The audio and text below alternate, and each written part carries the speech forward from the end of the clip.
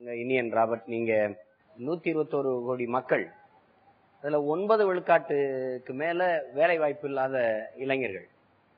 இது மிகப்பெரிய எண்ணிக்கை இந்த மக்கள் தொகையில. இந்த நாட்டை 67 ஆண்டு கால சுதந்திர இந்தியாவை அரை நூற்றாண்டுகளுக்கு மேல ஆண்டது உங்க கட்சி தான்.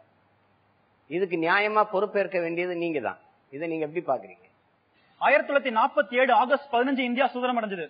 நம்முடன் சுதந்திரம் அடைந்த நாடுகள் யார் யாருன்னு பாத்தீங்கன்னா பாகிஸ்தான், ஆப்கானிஸ்தான், இலங்கை கூட இன்னும் வடகிழக்கு நாடுகள் சில நாடுகள் இருக்காங்க, வெள்ளைக்கார பேராட்சியிலிருந்து விடுதலை பெற்ற நாடுகள். ஆனா இந்த நாடுகள்ல இன்னைக்கு இந்தியா தான் வளரும் 2வது நாடாக இருக்கிறது. இது ஒரு அறிக்கையை தான் இருக்குது. ஆனா இதுக்குள்ள பிரச்சனைகள் நிறைய இருக்கு, சரிங்களா? அது நீங்க யோசிக்கணும். வேலை வாய்ப்பு இன்மை, வேலையின்மை இருக்குன்றது உண்மை, நான் இல்லைன்னு நான் சொல்லல. ஆனா அதே நேரத்துல எந்த மாதிரியான வேலையின்மைன்னு நம்ம யோசிக்கணும். இந்தியாவில வேலையே கிடையாதுன்னு கிடையாது, சரிங்களா? இன்னைக்கும் பாத்தீங்கன்னா கார்பெண்டருக்கு ஆள் தேவைப்படுறாங்க, கூலி தொழிலாளிக்கு ஆள் தேவைப்படுறாங்க. ஆனா இன்னைக்கு நம்ம செய்ய தயாரா இல்ல. நம்ம யோசிச்சு பார்த்தோம்னா நம்ம தாத்தாவோ நம்ம கொள்ளு தாத்தாவோ என்ன தொழில் பண்ணாங்கன்னு யோசிச்சு பாத்தீங்கன்னா அவங்க செய்து விவசாயம் செஞ்சிருப்பாங்க. ஆனா இன்னைக்கு எல்லாரும் நம்ம கல்லூரியில படிச்சிருக்கோம், நல்ல ஒரு கார்பரேட் கம்பெனில வேலை செய்யணும் நினைக்கிறோம், 50,000 60,000 சம்பளம் வாங்க நினைக்கிறோம். இங்கதான் பிரச்சனையே இருக்கு. நாங்க விவசாயம் செய்ய விரும்பத்தான் செய்யறோம். உங்க பிரதமர் தான் விவசாயத்தை விட்டு வெளியேறி வாங்கன்றாரு. இல்ல அது மாற்று கருத்து, அது கண்டிப்பா ஏற்றுக்கூடிய கருத்து கிடையாது. அதுல சில மாற்றங்கள் தேவை. அது ராகுல் காந்தி மாற்றி கொடுப்பாருன்னு நம்புறோம் நாங்க. அதனால இந்த வேலைகளை செய்யறதுக்கு நம்ம தயாரா இல்ல இன்னைக்கு, சரிங்களா? எல்லாம் படிச்சுட்டு 60,000 சம்பளம் அவங்க டீசெண்டா வேலை செய்யணும்னு நினைக்கிறோம். அங்கதான் பிரச்சனையே ஆரம்பிக்குதுங்க. நாம உழைக்கிறதுக்கு தயாரா இல்ல. நம்ம இறங்கி வேலை செய்ய ஆரம்பிச்சோம்னா வேலை வாய்ப்பு கண்டிப்பா போகுன்றது எங்களுடைய நம்பிக்கை. அது மட்டும் இல்லாம இந்த 2 கோடி 1 கோடி இதோட எஸ்டிமேட்டட் வேல்யூ தான், இது எக்ஸாக்ட் வேல்யூ கிடையாது. ஆட்சிக்கு வந்தா நாங்க இதை முயற்சி செய்கிறோம் என்றுதான் அர்த்தமே தவிர நாங்க சத்தியமாக உண்மையாக உறுதிமொழி எடுத்து நாங்க இதை கொண்டு வரோம் என்று சொல்றது கிடையாது. எந்த கட்சியும் சொல்ல முடியாது, செய்து காட்டியதும் கிடையாது. இதுதான். அது மட்டும் இல்லாம 91க்கு அப்புறம் புதிய பொருளாதார மறுமலர்ச்சி கொள்கை கொண்டு வந்த பிறகு எல்லாரும் என்ன சொல்றாங்கன்னா வேலை வாய்ப்பு குறைஞ்சிருச்சு அப்படின்னு சொல்றாங்க. உண்மை எடுத்து பாத்தீங்கன்னா 1991க்கு முன்னாடி நம்ம அப்பாவோ தாத்தாவோ டிஎன்பிசி எக்ஸாம் நம்பி தான் வேலை வாய்ப்பே, கவர்மெண்ட் வேலை தான் வேலை. மத்தபடி தனியார் நிறுவனங்களை நீங்க நினைக்கிற மாதிரி 50,000 1 லட்சம் சம்பளமும் வாங்க முடியாது.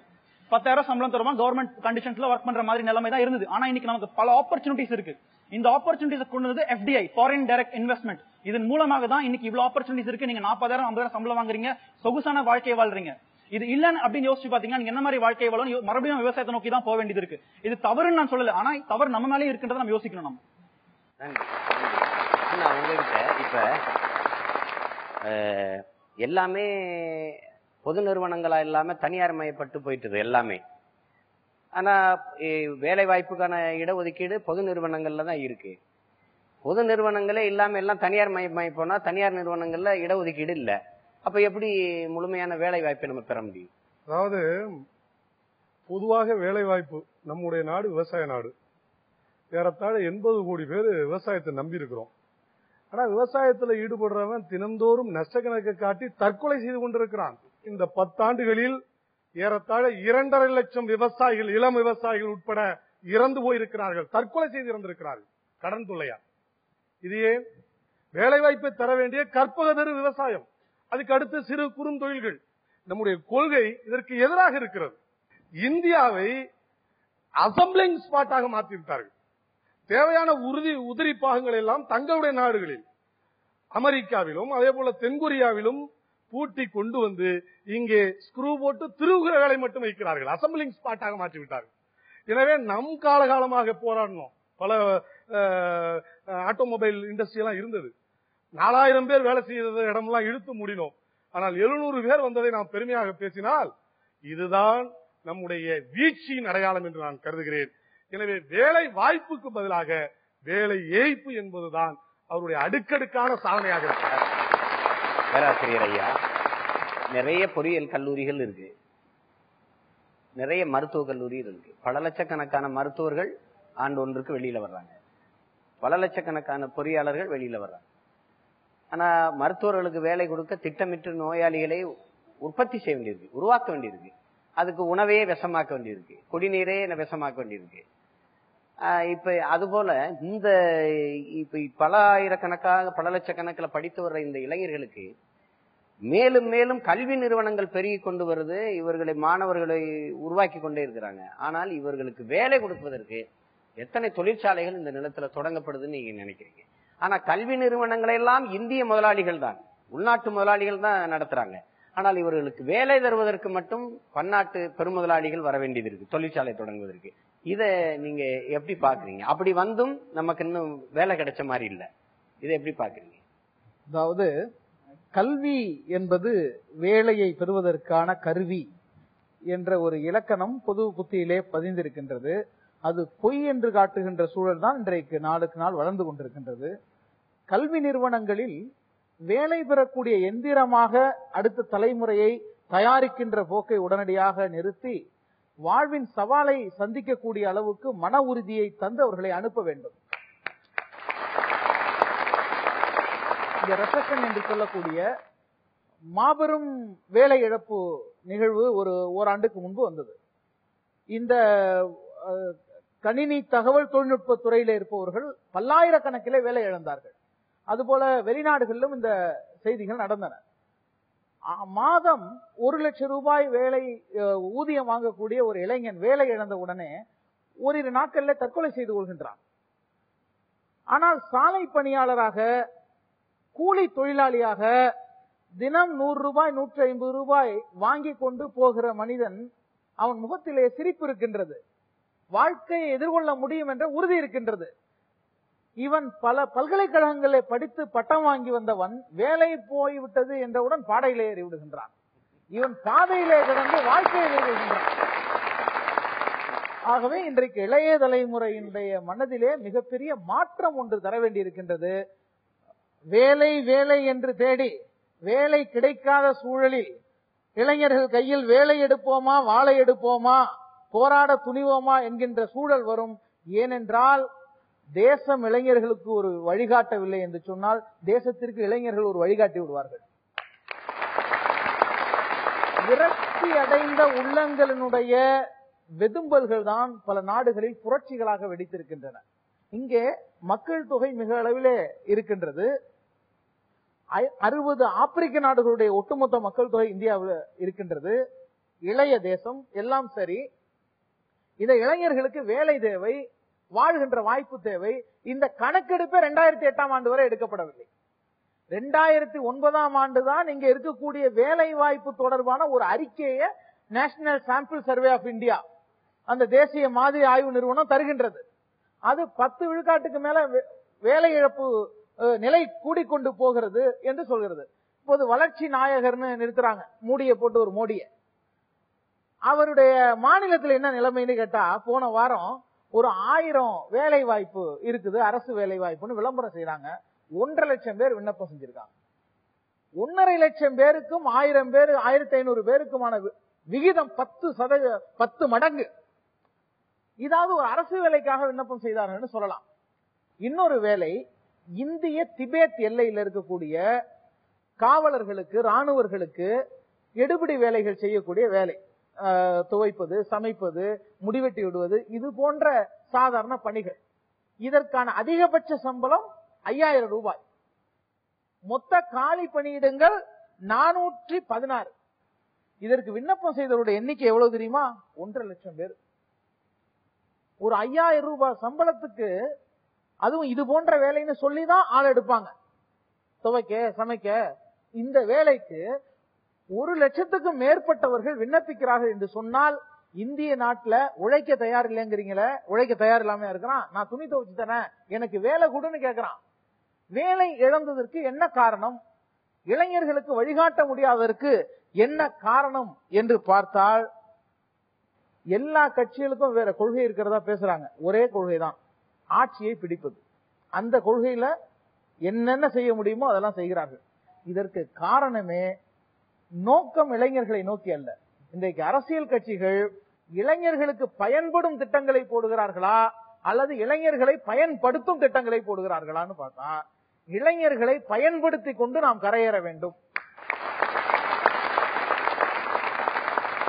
ஆசை வார்த்தைகளில் அவர்களை வீழ்த்தி விட வேண்டும் என்று நினைக்கிறார்கள். ஒரு வேடிக்கையான கவிதை தான் ஞாபகம் வருது. வேலை வாய்ப்பு அலுவலகத்திற்கு போன பேரனை தடுத்து தாத்தா சொன்னார், என்னுடையதையும் புதுப்பித்துக் கொண்டு வான். அட்டை வச்சிருக்கிறார். தாத்தாவுக்கு இன்னும் அழைப்பு வரல. வேலை கொடு என்று கேட்டால் போதை கொடு என்பது அரசாங்கத்துடைய திட்டமாக இருக்கிறது. அதனால இந்த நிகழ்ச்சியை பார்க்கக்கூடிய இதை உணர்ந்து கொண்டு, ஒரு படிப்பறிவில்லாதவனே தன் வாழ்க்கையை சிறப்பாக சீரமைத்துக் கொண்டு முன்னேற முடியும் என்று சொன்னால், படித்தவர்களாகிய நீங்கள் உங்களுக்கு தீமை செய்யக்கூடியது யார், எந்த கொள்கை உங்களுடைய முன்னேற்ற பாதையில் தடையாக நிற்கிறது? இன்னல்கள், வேலையில்லா இளைஞரின் பெரும்படைகள், கண்ணீரில் நீந்தும் ஏழை காண்கிற போராட்டங்கள், விண்ணேற்றம் அடைந்து வாழ்வை வீழ்த்திடும் விலையேற்றங்கள், முன்னேற்ற பாதை மீது முப்போதும் மதச்சண்டைகள் என்று இருக்கிறதே பாரதம். இந்த பாரதத்தை மாற்றக்கூடியது இளைஞர்கள் கையிலே இருக்கின்றது. பாரதியார் கூட இளைய பாரதத்தினாய் வா வா வா என்று அழைத்தார். இளைஞர்கள் தங்களுடைய பிரச்சனைகளை புரிந்து கொண்டு அதை எதிர்கொள்ளக்கூடிய மன உறுதியோடு வாருங்கள், வெற்றி பெறுங்கள். அரசுகளை மாற்றி அமைக்கக்கூடிய சக்தியை நீங்கள் எடுத்துக் கொள்ளுங்கள் என்பதுதான் நான் சொல்லக்கூடிய. இது கேள்விக்கான நேரம். சார், என் பேர் சமீனா, நான் குன்றத்தூர்ல இருந்து வரேன். சார் கிட்ட ஒரு கேள்வி. சார், நான் இப்ப இருக்கிற ஜெனரேஷனுக்கு, இப்ப இருக்கிற இளைஞர்கள் கவர்மெண்ட் ஜாபுக்காக வெயிட் பண்ணணுமா, இல்ல பிரைவேட்டா நாங்களே என்ன ஜாப் வேணாலும் பாத்துக்கலாமா? வேலை பெறுதல், வேலைக்கு காத்திருத்தல் என்பதிலிருந்து வேலையை உருவாக்குதல், பிறருக்கு வேலை தருதல் என்கின்ற அளவுக்கு இளைஞர்கள் முன்னேறி இருக்கிறார்கள். ஒரு உதாரணம் சொல்றேன். கீரைக்கட்டு விற்கக்கூடிய ஒரு பெண்மணி, ஒரு அம்மா ஒரு நாளைக்கு எவ்வளவு சம்பாதிப்பாங்கன்னு நினைக்கிறீங்க? கேள்வி கேட்டவங்க பதில் சொல்லுங்க. 300 ரூபாய் கிட்ட இருக்கும். 300 ரூபாய் சம்பாதிச்சாங்கன்னா பெரிய விஷயம் தான். நான் கூட எழுதிருந்தேன், 100 ரூபாய் தான் பெரிய விஷயம். காலையிலிருந்து அந்த கீரையோட உட்கார்ந்து இருப்பாங்க. மாலையில நம்ம அலுவலகத்துல இருந்து போறவங்க பார்ப்பாங்க, அது வாடி போயிருக்கும். ரிலையன்ஸ் ஃப்ரெஷ்குள்ள போவாங்க. காலையில இருந்து குளிரூட்டப்பட்ட சாதனத்துல வச்சிருப்பான். அவன் சொன்ன ரேட்டை கொடுத்து வாங்கிட்டு போக அங்க தயாரா இருப்பாங்க.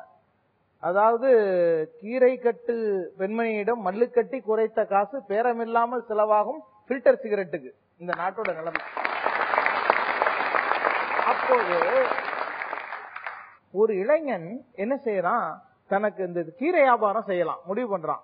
அவன் ஒரு நாளைக்கு சில லட்சங்கள் சம்பாதிக்கிற அளவுக்கு செய்யறான். எப்படி?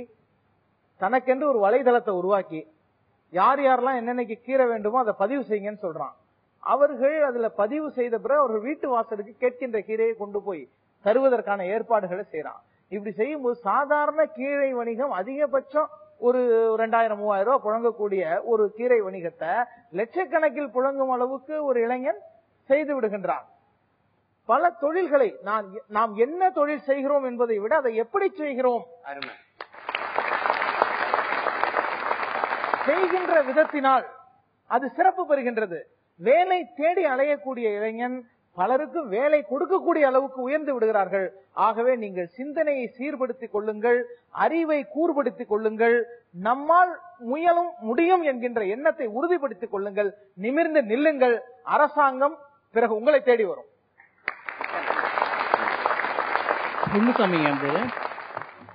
இந்த நாட்டுல படிச்சவங்க நிறைய பேர் இருக்காங்க, ஒவ்வொரு வேலைக்கு ஏத்த மாதிரியும் எல்லா ஆளுங்க இருக்காங்க. அப்ப இவங்களுக்கெல்லாம் வேலை கொடுக்காம வேற என்னதான் பண்றாங்க? இப்ப எதுக்குதான் ஆட்சி அமைக்கிறாங்க, எதுக்குதான் போராடுறாங்க, சட்டம் பேசுறாங்க, இது பண்றாங்க, என்னதான் பண்றாங்க? இத்தனை வேலை செய்யறதுக்கு தகுதியான நிறைய பேர் இருக்காங்க. அவங்களுக்கு வேலை இல்லாம இவங்க என்ன நிர்வாகம் நடத்துறாங்க? அது மட்டும் தான் என் கேள்வி. வேலை கொடுப்பது என்பது அரசினுடைய கடமையாக இருக்க வேண்டும். வேலை பெறுவது இளைஞர்களுடைய உரிமையாக இருக்க வேண்டும். இது ஏதோ அரசு வேலை மட்டுமல்ல. தனியார் துறைனா ஒரு கம்பெனியை வளர்ப்பது, அதை வேலை வாய்ப்பை உத்தரவாதப்படுத்துவது உட்பட அரசினுடைய கடமை அது. அதற்காக தான் அரசுகள் தேர்ந்தெடுக்கப்படுகிறது, ஆட்சி அதிகாரம். என்ன கொடுமை என்றால், இந்த காலகட்டத்தில் நாம் உருவாக்குகிறது எது அப்படின்னு பாத்தீங்கன்னா, நம்மால் அழிக்க முடியாததை மலை போல உற்பத்தி செய்து குவிக்கிறோம். நம்மால் உருவாக்க முடியாததை அழித்து சின்ன பின்னமாக்குகிறோம். நம்மால் உருவாக்க முடியாத காடுகளை அழிக்கிறோம். நம்மால் உருவாக்க முடியாத மலைகளை பிளக்கிறோம், உடைக்கிறோம். மணலை மிக மோசமாக சிதைத்து விட்டோம். ஆறுகள் மணலின்றி வறண்டு போய் கிடக்கிறது. ஆனால் நம்மால் அழிக்க முடியாத பிளாஸ்டிக் பொருட்கள், மின்னணு கழிவுகள் மலை போல குவித்துக் கொண்டிருக்கிறோம். இது ஒன்றிலேயே நாம் புரிந்து கொள்ள முடியும். அப்போ இவையெல்லாம் எது? அப்போ ஒரு கொள்கை, ஆட்சி, அதிகாரம் என்றால் நம்முடைய நண்பர் சொன்னது போல அது யாரை சார்ந்திருக்க வேண்டும்? இளைஞர்களை சார்ந்திருக்க வேண்டும், மக்களை சார்ந்திருக்க வேண்டும், விவசாயிகளை சார்ந்திருக்க வேண்டும். விவசாயம் சரியில்லைன்னு எல்லாம் எங்க நகர்ப்புறங்களுக்கு வர்றோம். நகர்ப்புறங்களில் குடிசையில் இருக்கக்கூடியதெல்லாம் யாரு? முன்னாள் விவசாயிகள். இந்த நாட்டுக்கு உணவு அளித்தவர்கள் இன்றைக்கு உணவுக்காக ஓட்டாண்டியாய் நகர்ப்புறங்களிலே அலைந்து கொண்டு கிடக்கிறார்கள். அதுதானே உண்மை. அப்ப காடுகளை அழித்தோம், இங்கே கான்கிரீட் காடுகளை உருவாக்கி கொண்டிருக்கிறோம். இயற்கைக்கு எதிராக ஒரு யுத்தத்தை நடத்தி கொண்டிருக்கிறோம். உலகத்தில் 360 நாள் 6 மாதம் கடும் குளிர், பனிக்கட்டியாவே இருக்கும் ஐரோப்பிய நாடுகள்ல. ஆனா இந்தியாவுல எல்லா உலக தட்பவெட்ப நிலைகளும் இருக்கிற மிகச்சிறந்த தட்பவெட்ப நிலை கொண்டிருக்கிற நாடு. எல்லா வகையான தாவரங்களினுடைய சங்கமம் இந்தியா. எல்லா உயிரின தொடர்ச்சியும் இருக்கிற நாடு இந்தியா. அந்த மரபு செல்வத்தை நாம் பெற்றிருக்கிறோம். அதை பாதுகாக்கிறோமா? அதை உலக மக்களுக்கு எடுத்துக் கொடுக்கிற அந்த வணிகத்தை செய்கிறோமா என்றால் அங்கேதான் இந்த அரசுகள் இது குறித்து கவலைப்படுவதில்லை. இங்கேயும் பன்னாட்டு கம்பெனிகள் இங்கே கடைவிரிக்க வந்திருக்கிறார்கள். அதற்கு ரத்தன கம்பளம் வரவேற்பதுதான் ஆட்சியாளருடைய நடவடிக்கையாக இருக்கிறது. இதை எதிர்த்துதான் பாரதி சொன்னதை போல ரௌத்திரம் பழகுகிற இளைஞர்கள் இன்றைக்கு தேவை. கல்வியை கடைச்சரக்காக்கினார்கள், வேலை வாய்ப்பை பிச்சை பொருளாக மாற்றியிருக்கிறார்கள். இதை இரண்டுக்கும் எதிரான மிகச்சிறந்த போராட்டத்தை நீங்கள் தான் கட்டி எழுப்ப வேண்டும். நமக்காக யாரும் போரிட மாட்டார்கள். நாம் தான் நமக்கான பாதையை செப்பனிட வேண்டும், உருவாக்க வேண்டும். அந்த இடத்திலே நாம் இருப்பதாக நான் கருதுகிறேன். மிக்க நன்றி. ஐயா, நான் வடபள்ளியே வந்திருக்கேன். என்னோட கேள்வி ஐயாட்ட கேட்கிறேன். ஐயா, வேலையில்லா திண்டாட்டத்துக்கு நம்ம சமூகமும் ஒரு காரணம் நான் சொல்லுவேன். ஏன்னா நம்ம சின்ன வயசுல இருந்து கேட்டிருப்போம், நீ நல்லா படிச்சா நல்ல வேலைக்கு போன்னு சொல்லி தான் வளர்த்துருக்காங்க. நம்மள படிச்சா நம்ம வேலைக்கு போலாங்கிறத மட்டும்தான் சொல்லி வளர்த்துருக்காங்க.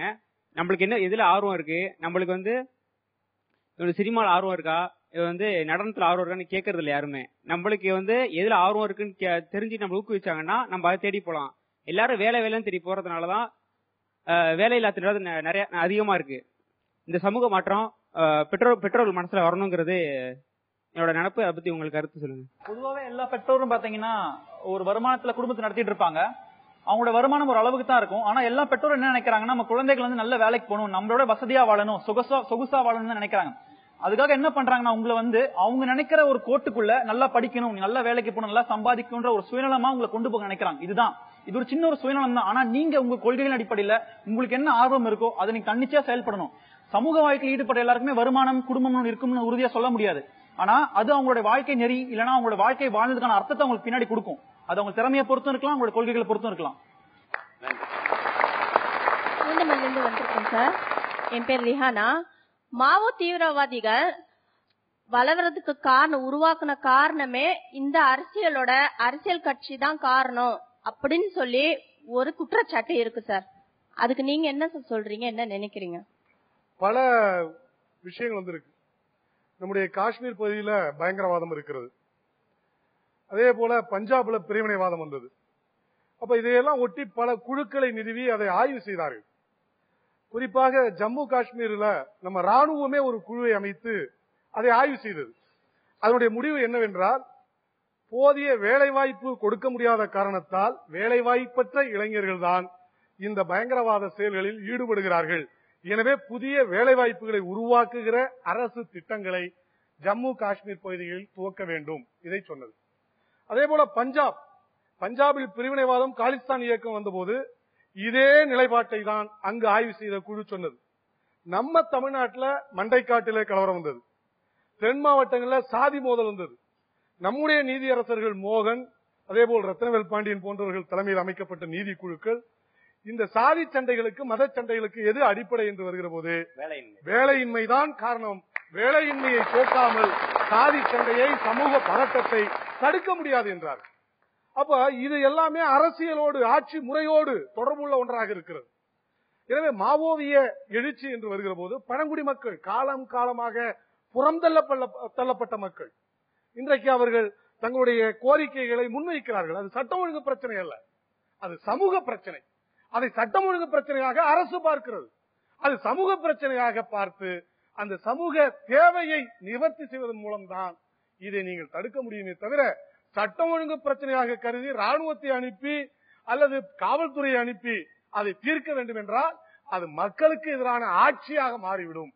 எனவேதான் பிரச்சனைகளுக்கு தீர்வு அவர் சொன்னதை போல நோய் நாடி நோய் முதல் நாடுகிற அரசு நடவடிக்கை தேவையாக இருக்கிறது.